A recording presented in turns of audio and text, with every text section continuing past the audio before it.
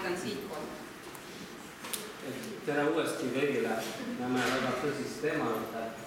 Esiteks meil on väga meeldiv ja suur au kohtuda Eesti Olümpiakomitee presidendi kandidaatidega.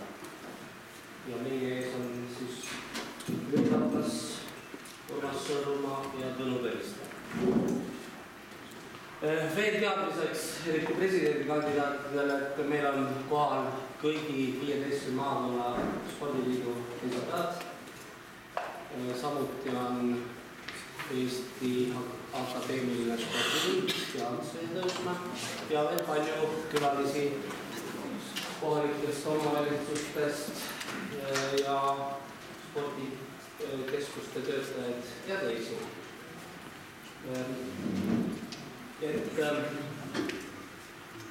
Et me sellepärast pöörame ka veidi näo regionaalse spordi poole ja muidugi me võime kõike rääkida. Meil on aega umbes 2 tundi, aga me oleme paindlikud. Me omavahel leppisime sellised väiksed mängureeglid kokku, et me teeme tutvustamise 3–5 minutit.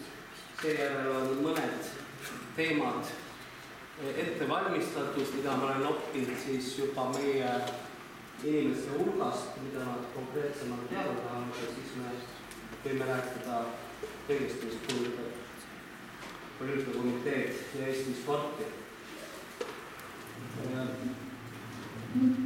Et te kõik olete jõudnud finaali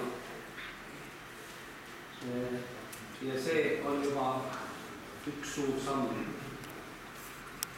Teil on veel viimased kontrollvestlused, võimalus ennast näidata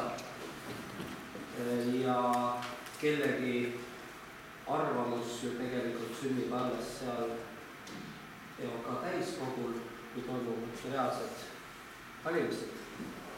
Et spordis on ikka nii, et võidetakse lõpuni ja enne kui on siis finishijoon või viimane sekund, sinna maani veel aus võitlus. Ma proovin niivõrd mitte modereerida, ma proovin nagu hoida vaos jutuajamist ja anda võimalus ka kõigile küsida, siis tuleb see õige hetk. Ja me leppisime kokku ühe mängureegli, et me alustame siis vanuse järgi tutvustamist. Kuna Jüri ei olnud jõudnud, siis me tegime selle otsustasime Jürit ära. Et hakkab siis Urmas pihta seejärel Tõnu ja siis teeb tutvustava ringi Jüri. Et palun. Tere päevast, lugupeetud piirkondade spordijuhid. Mul on äärmiselt hea meel teie ees olla. Kõigepealt vabandan seda, et ma ei ole jõudnud ennem teie juurde, osadega olen käinud, osadega mitte. Ja teatasin kõigile üha mitu kuud tagasi, et ma võtan seda Eesti spordi katusorganisatsiooni juhtimist väga tõsiselt. See teadmine ikkagi tuleb välja, et ei jõudnud päris iga niimoodi, nagu ma soovisin. Ja kui ma tagasi tulin siia 14. märtsil Eestisse, ma viisin lihtsalt 1,5 kuud eemal, siis enne imet spordiraud oli nii kummaks kaotud, et toi-oi. Ja selle üle mul on väga hea meel ja ma loodan, et ta jääbki pikaks ajaks niimoodi, sest kuuma rauda on palju parem vormida. Ja see tegelikult näitab ka, et midagi on olemasolevas süsteemis natukene viltakuti, et ega kogu ühiskond ja spordirahvas muidu niimoodi kaasa tuleks. Aga natukene iseendast ma ka siiamaani, kes ma olen 54-aastane elanud omast arust nii palju, kui ma mäletan, 50 aastat sportlikku eluviisi järginud, 20 rohkem aastat esitanud üle spordiorganisatsioone ja toetanud spordiorganisatsioone, arvasin, et inimesed teavad minust rohkem, aga võta näpust mitte. Olen oma olemuselt natukene mitmevõistleja, võitnud pisikesi medaleid Eesti tasemel alates orienteerumisest, atleetvõimlemisest karateest, peotantsust, boksist, igasugustest viguri ja muudest mitmevõistlustest ja ütleme, et mulle ehk kõige rohkem sobis ja mind ennast ka iseloomustab tegelikult keskmaajooksja. Et ma suudan oma eesmärkidele pühenduda keskelt läbi 5, 6, 7 aastat ja siis hakkab natukene vaim ära väsinema ja õnneks mul on elu andnud tarkust ka teatud hulk ilust üle anda järgmistele meestele. Täpselt niimoodi on juhtunud võrkpalliliiduga, mille sellisemise juures ma olen juhuslikult sattusin ja olin ka kõvasti vaeva ja vahendeid kulutanud ja võrkpall liigub lihtsalt rõõmu vaadata. Täpselt sama tennisega ja ka mitmed minu poolt muidu elus tehtavad asjad, on see siis olnud suurettevõtete assotsiatsioon, on see olnud Eesti Energia juhtimine. Ütlesin täpselt, millal sai 5 aastat täis ja päeva pealt saab ka lahkusin. Nii et ei ole, on olnud nii palju tarkust, et ei jää järgmistel tegijatele jalgu. Aga minu programmi mõned punktid ütlen ka kiiresti ära. Minu arust täna Eesti Olümpiakomitee suurte tugevate alaliitude jaoks praktiliselt teda pole vajagi, sellepärast et saavad ise hakkama ja väikeste jaoks ei ole kohta, kuhu ukse peal koputada. Nimelt aastal 2001 pandi kokku Eesti Olümpiakomitee ja Eesti Spordi Keskliit ja kui tollel ajal tegeles kogu spordi administreerimisega umbes 20–30 inimest, siis jäeti alles 7 töökohta, ülesanded jäeti, lava peale jäeti olümpiaharta, kuskil sahtli põhjas on ka muu spordiharta ja niimoodi hakkas see vaikne elukene veelda.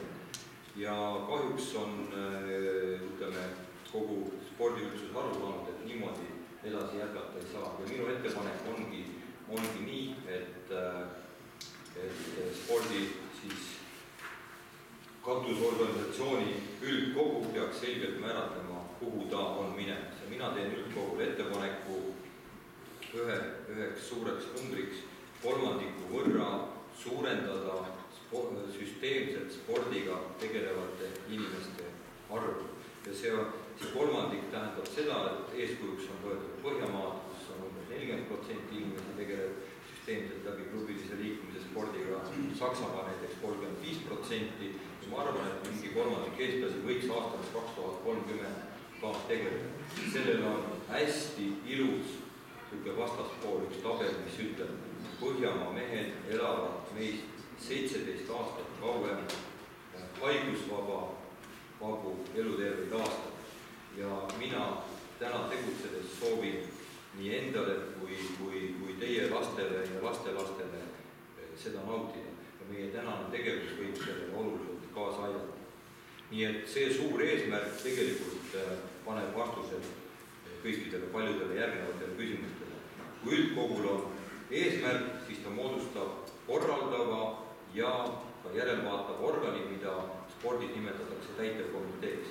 Täitevkomitees on täna 18 liiget, president, 2 asepresidenti, 14 liiget ja 1 sportlaskomisjoni esindaja ja seda täitevkomiteed juhib president. Järgmine on täidesaatev organ, mida spordis nimetatakse sekretariaadiks ja kui tohib selle minu tabeli nüüd ette panna, siis mina oma põhirõhu panen tegelikult organisatsiooni juhtimisele ja juhtimiskogemusele. Ma leian, et ma olen saanud väga suure kogemuse aastal 2007 töötatud ettevõtmistes üle 20 000 inimese ja neid kõiki oli vaja juhtida. Ja juhtimises peitub suur võlu võimalus kaasata hästi palju. Üks inimene teeb spordis midagi. Veel vähem mittetulundusühingut juhtides. Mittetulundusühinguga me saame tegelikult muuta riigi keskmist arusaama. Äris me võime küll mingisuguse lühikese perioodi mingisuguse ereda asja teha, aga näiteks mis ma selle all mõtlen. Kõik need täitevkomitee liikmed, kes mind valides, ütleme, sinna peaks sattuma, neil kõigil saab olema väga kindel roll. Seal ei ole mõtet niisama olla. Ja ja selle rolli väljendus on siis allapoole loon hulgalise komisjone, mis on nii alalise kui ajutise iseloomuga. Alalise on tavaliselt nii meil mõningates alaliitudes kui ka mujal maailmas tüüpilised algamised tippspordis, siis seal, kus on suurem osa abiinimesi, treenerid, kohtunikud, vabatahtlikud, spordipaadid, rajatised, rahandus, aukohus, arbitraaž ja regionaalsport ja nii edasi. Neid võib luua ajutisi ja alalisi.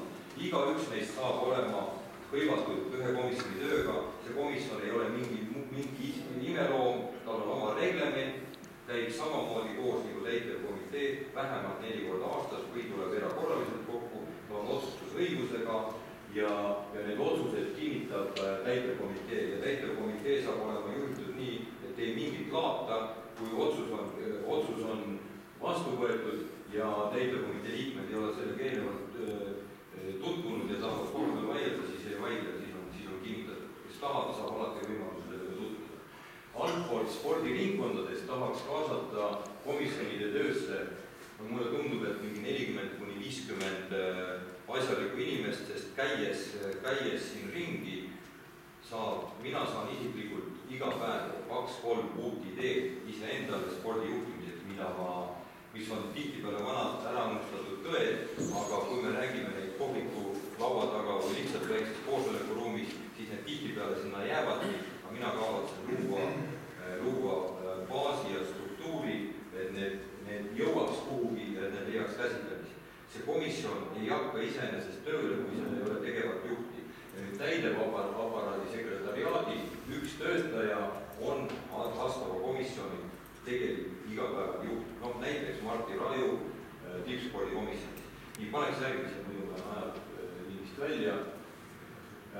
Ütlen veel ära, et minu tegevusprogrammi järgmised punktid olid veel Eesti spordimaja, liikumine igapäevaseks kooliprogrammi ja veel oli 11. Nüüd aga mida ma arvan nüüd ütleme sellest, riik, kas on üks leht tagasi või edasi, otse. Riik toimib juba üldiselt nii, et me ajame siin tihtipeale segi, et kes räägib, et mittetulundusühing võiks olla ministeeriumi rolliga ja nii edasi, siis ma ütlen veel kord, ärme unustame ära, mittetulundusühing on vabatahtlik. Ja seda ka juhitakse suures osas maailmas vabatahtlikus korras. Kõiki meie alaliite juhitakse vabatahtlikult. Ja minu jaoks ei ole väikeses Eestis täitevkomiteega mingisugune muu roll, et mina olen valmis juhtima seda vabatahtlikult. Nii nagu ma olen teinud üle 20 aasta muid organisatsioone. Ja riik, kuidas riigis üldse spordijuhtimine toimub? Riik loob tingimused spordiga tegelemiseks.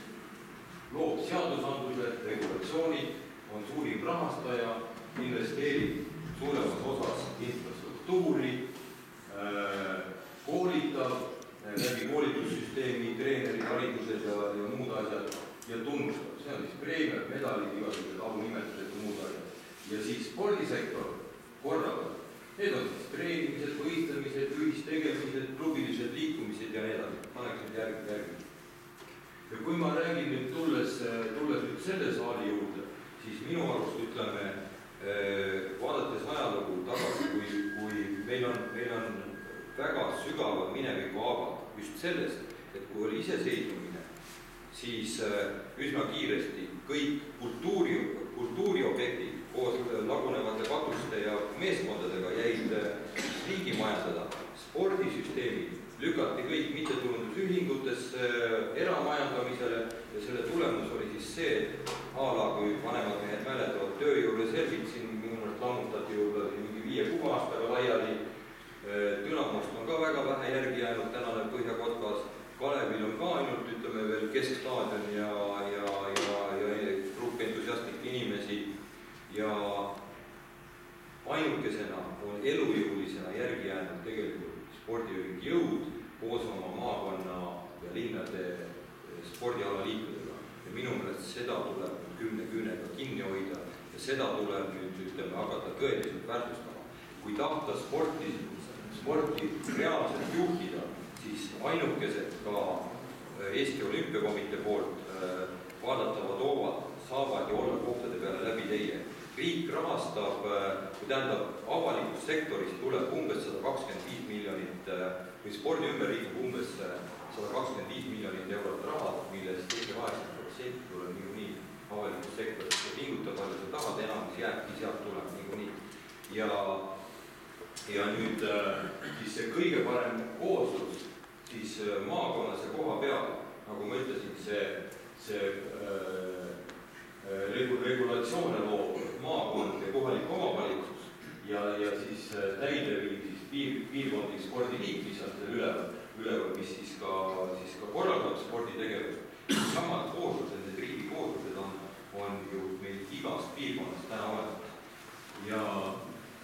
Ja siis eraldi võetuna tahaks spordiliidu jõudu tunnustada selle eest, et see, mis seal täna toimub, sellele tuleb ainult juurde panna. Kõik need Eestimaa mängud, kõik need linnade valdade mängud, minu meelest võiks hakata korraldama ka noortemänge. Mina ise olen oma esimese väikse medali orienteerumises võitnud koolinostes Spartakiaadil ja ma tihtipeale satun mõtlema, et millest see tuleb, et kas vanasti oli rohirohelisem, merisinise või tuleb see vanusest või millest ta tuleb, ka sellist aktiivset võistlemist, mõõduvõtmist koolide vahel, klasside vahel, valdade vahel, külade vahel, mis tihtipeale kandus isegi ööklubisse välja, kui platsi peal ära ei klaaritud nagu asju, nagu natuke nagu minu ealised mäletavad.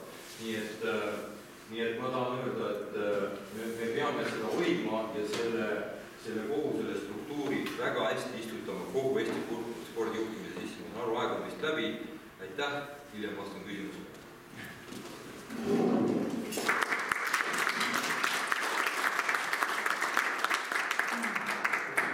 Aitäh Urmasele. Kuna läks umbes 10 minutit, siis teistel on ajaloolised kõrval. 15 läks.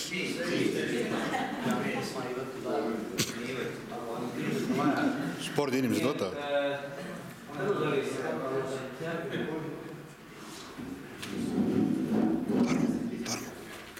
Austatud spordirahvas, tänan Spordiliitu jõud, kes andis selle võimaluse teie ees esineda.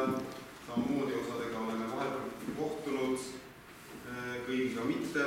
Mul on hea meel, et ma saan jälle veel kord osadele tutvustada nii ennast kui oma mõtteid Eesti spordi juhtimisest.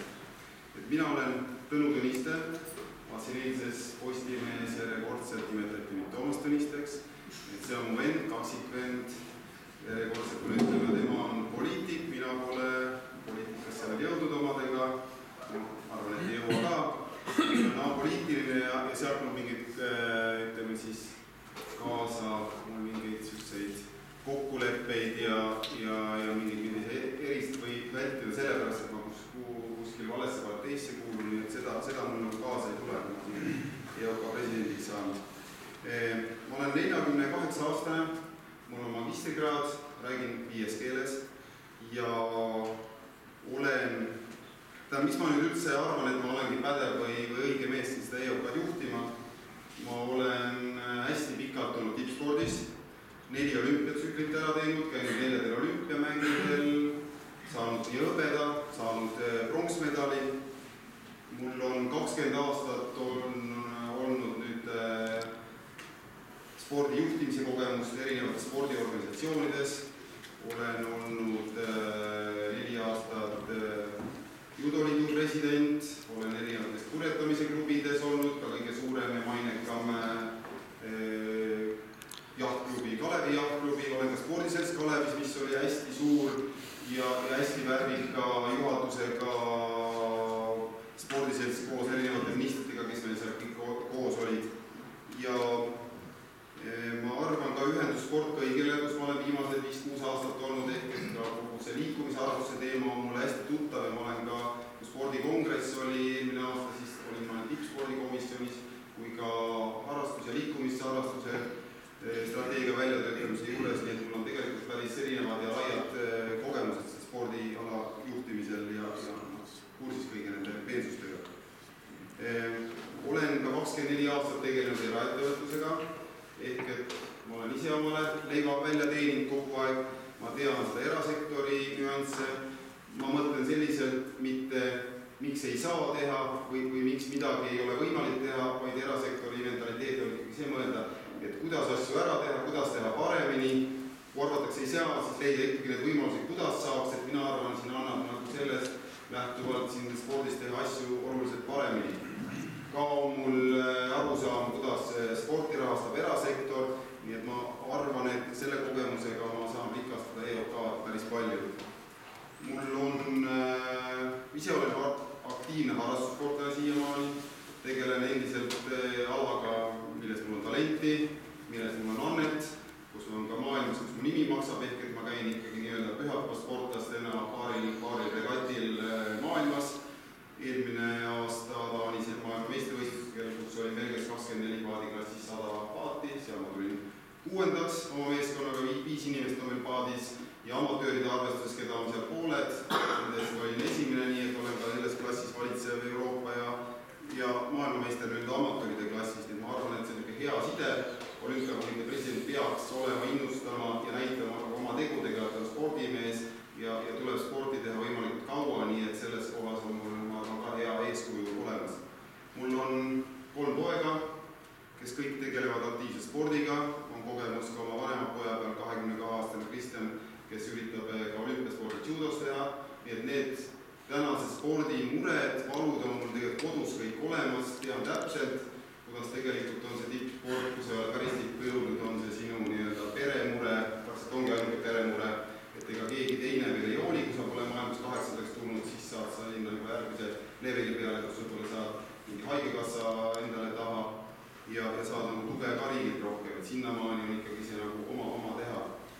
Et mis on siis minu põhinägemus selle EOK presidendi ametist? Ma arvan, et EOK president peaks olema selline kogu Eesti sporti eestvedav initsiaator, kes genereerib ideid, kes katsub kogu spordirahvast mobiliseerida, et sport ikkagi oleks tunnustatud valdkond Eestis, et ka poliitikud sellega arvestaks. Poliitikud on küll hästi sportlikud inimesed, millegipärast pole meil 10 aastat siia valdkonda nagu raha juurde tulnud, kuigi tegelikult kogu majandus kasvab, tulud kasvavad igas valdkonnas, aga millega sporti ei ole suudetud siiani raha juurde teha. Ma arvan, et president peaks olema ikkagi täna igapäevaselt selle asja juures, sest ükskõik mis valdkonda sa vaatad spordis, on see liikumisharrastus laste tasemel, noortespordi tasemel, tippspordi tasemel, maakondliku tasemel, siin on nii palju kohti ka ülikooli tasemel, et siin tuleb selle asjaga järjekindlalt teha, olla see initsiaator, eestvedaja ja näpuga järjeajaja, nii et siin ma arvan jätkub tööd veel mitme ametikoha jaoks, et siin seda kõike teha. Et mis on siis nagu põhivaldkonna, mis ma olen välja toonud, need murekohad? Mina arvan endiselt, et kui me tahame kogu aeg laiendada kandepinda, otsime neid talente igale poole alale ja siis tegelikult me leiame need talendid, kes ongi meie nogijad, nii-öelda need on spordivaldkonna nogijad, siis tegelikult me jätame need suhteliselt üksi oma treeneritega, oma klubidega, klubidel pole võimekust, alaliikudel pole enamasti võimekust, et neid siis, et nad saaks oma selle potentsiaali üldse ära rakendada ennem, kui nad spordist loobuvad. Ehk et meil kukub 18 aastat, 19 aastat, kui nad gümnaasiumi lõpetavad väga palju sportsed ära, siis nad näevad, neil ei ole treeneritel tihtipeale seda kompetentsi neid tippu viia, neil ei ole perel raha, et neil seda viimaseid samme aidata nagu teha ja ega nad rumalad ei ole. Noor, kes valib spordi, tegelikult ta lõikab teadlikult ennast päris suure osa võimalusi elus mujal läbi lüüa nagu ära, sest ta valib selle ala, kus tal on talenti, kus ta võib Eestile tulevikus medaleid teha, kus ta on keegi. Tegelikult ta lõikab endale muud võimalused ära, et ma arvan, me peaks neid nagu rohkem hoidma, aidata neid siis see potentsiaal ära rakendada, nii palju minimaalselt neile juurde andma, et ta saaks selle minimaalsegi tausta nii rahalise kui ka võib-olla paketi siis võimalikes tugiteenustest, ehk spordimeditsiin, toitumisnõustamine, psühholoogiline nõustamine, abi, ka taastumise võimalused, et tal oleks natukenegi šanssi siin nagu läbi viia. Nüüd treenerite teema haakub sellega hästi ka. Me täna toetame tegelikult laste treenereid, ehk et klubides pearahadega on nagu lastesport toetatud treenereid ja me toetame koondis endiste peatreenerid, kes saavad EOK kaudu, aga tegelikult me ei toeta neid treenereid, kes suudavad nagu oma õpilastega edasi minna ja neid tippu viia, siis tegelikult nemad on täiesti üksi, nemad kuskilt raha ei saa, ehk et kui sportlane saab kuskilt mingi toetuse peale, siis treener tegelikult ju ei saa, kas sportlane võtab ta nüüd kaasa või ei võta kuhugi võistluse kaasa, et minu arust nagu treenerite ka, et neil ei olegi motivatsiooni ja stiimulit tegelikult oma tööd teha, kui tema areneda edasi, neile anda isegi võimalus sellest. Ehk et ma arvan, et peaks treenerite ikkagi staatust ja mainet katsuma oluliselt tõsta Eesti ühiskonnas, et täna ei ole treeneramet konkurentsivõimeline, ta ei ole noorte seas atraktiivne, seal tehakse ikkagi tihti teise töö kõrval, et nii me tegelikult kaugele ei jõua, et meil jääb väga selliseks pinnapealseks see treeneri amet. Et mina olen välja toonud ikkagi see suund, et katsume sammult võrdsustada pedagoogi ametiga, seda ka spordikongressis ettevalmistatud tippspordikomisjoniga, see oli laual, see oli ühine arvamus, et see suund peaks olema. Meil on täna 3400 treenerit, kõiki muidugi ei saa, hakkame siis tipust pihta, hakkame 7. kategooria treeneritest, neid on kuskil 120 alla, hakkame samm-sammult tulema, nemad saaks omal garantii ära tagatise, et nad oleks nagu võrdsustatud siis pedagoogis. Tegelikult kõik spordiinimesed, kes meil eluks on andnud kaasa neid kõige õigemaid väärtusi, kõige rohkem koos, just see pubekaeg, kus ollakse nädalavahetusel koos kuskil laagrites võistlused, see on just treener. Ma arvan, et treeneri ametit tuleks siin väärtuspoliitikud palju oluliselt paremini. Riiklik rahastamine rõõm on kuulda näha, et tegelikult Kultuuriministeerium on siin väga palju neid mõtteid, mida me siin oma programmides räägime, on juba peaaegu lahenemas. Et meil kõigil selle elu oluliselt kergemaks saamegi keskenduda natuke siis muudele valdkondadele.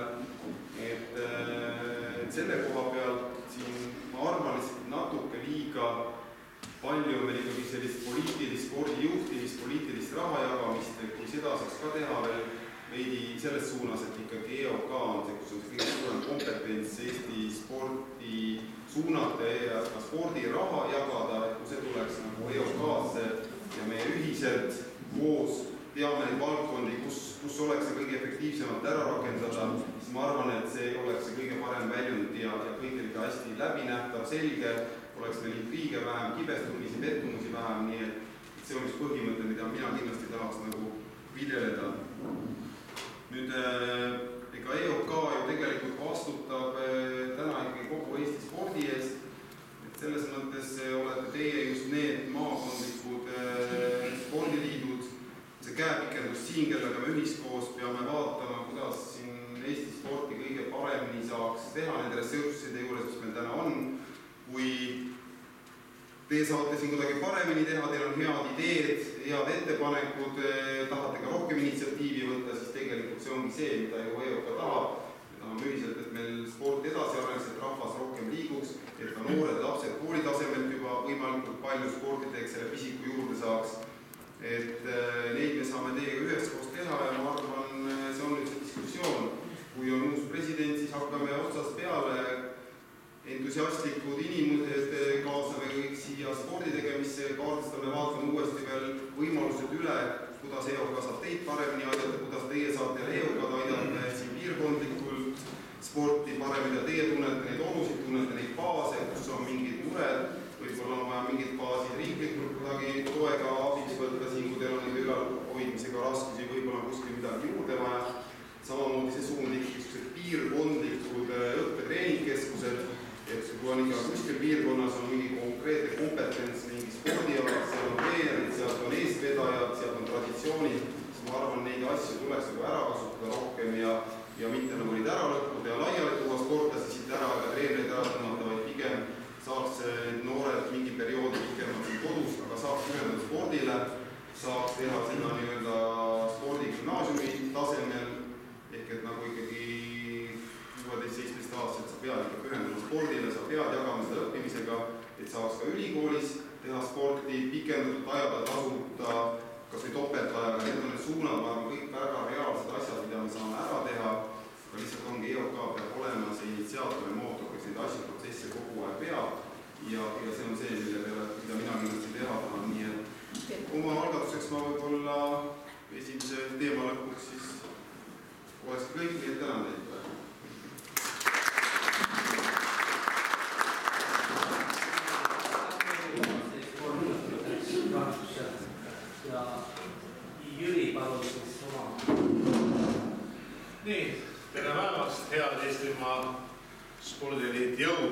seminarist osalevõtjad, omavalitsusjuhid, kõigepealt tänan kutsumast ja tänan nende kohtumiste eest, mis on olnud teiega, neid on olnud päris palju.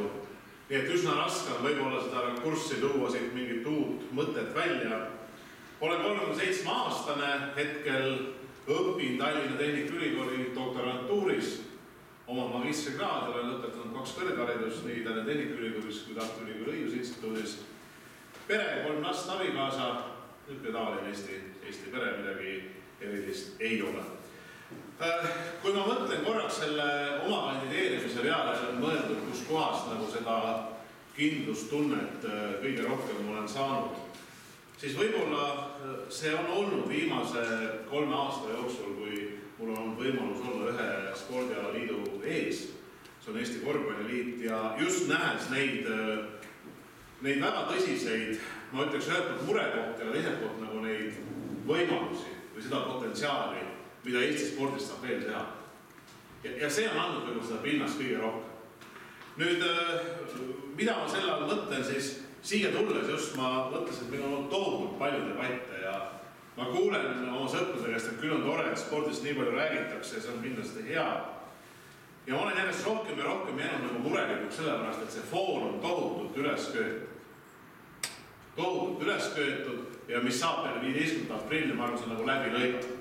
No loodame, et need head mõtted saavad siis koostöös EOK täiskoguga ellu viidud. Ma arvan, põhisuund selle Eesti Olümpiakomitee presidendil peaks tegelikult olema see, et ta suudaks ehitada sildu ja need sillad oleks jätkusuutlikud. No, mida ma selle jätkusuutlikkuse all silmas pean, et Eesti Olümpiakomitee ühelt poolt ei tee seadusandlust, aga teiselt poolt tema mõju või tema kaal ühiskonnas on oluline. Et kui ühel hetkel öeldakse, et kohalikud omavalitsused, keda siin täna teie hulgas on päris palju esindajad, öeldakse, et ei pea tegelema noortespordiga ja siis te tegelete ikka edasi noortespordiga, pigem rohkem kui vähem. Ja tegelikult see rahastus tuleb riigi poolt peale, siis see ei ole jätkusuutlik üles ehitamine, see ei ole sildade ehitamine. Või teiselt poolt, kui me võtame need maakondlikud spordi sellised keskused või spordikeskuste toetamine, ma arvan, see on see, mida tegelikult Eesti Olümpiakomitee peaks nägema laialdasemalt. Mulle tundub, et ma ei saa teie ees öelda, et tänane see koostöö maakondlike või linnade spordiliitude ja Eesti Olümpiakomitee vahel just kõige tihedam on. Ma näen, et seda saaks tihendada väga tugevasti. Ma olen päris paljudega teist seotud või suheldud just oma ala põhiselt. Ja ma näen, kui suur roll on, kui üks alaliit võtab initsiatiivi, sinna juurde tuleb see maakondlik spordiliit. Ja midagi ei ole teha, aga maakondlikud spordiliidud üsna sageli on seotud ka kas mingi valla või omavalitsuse esindajatega ja selles nagu koosluses on võimalik päris palju suuri asju ära teha. Ja ma arvan, et seda initsiatiivi peaks tegelikult Eesti Olümpiakomitee väga tugevasti hoidma. Et olen täielikult päri sellega, et kui me räägime nagu tippspordi tasandist, siis see alusfundament on võimalikult lai olema. Ja seetõttu ma arvan, on ka sümboolne, see kevadseminar on just siin Võrus, et on hea meil sõita siia 3 tundi. Ja see ongi tegelikult see, et me ei saa nagu panna domineerivaks võib-olla ainult Tallinnat või Tartut, et midagi ei teha, et spordisangarid tahes-tahtmata pigem tulevad Eesti äärealal, pigem tulevad väiksematest kohtadest. Moderaator andis kuskil 3-5 minutit aega sissejuhatuseks, mul on 4 minutit läinud. Kindlasti me läheme debatil edasi detailsemate küsimuste ja vastustega, nii et siin ma lõpetan, aitäh.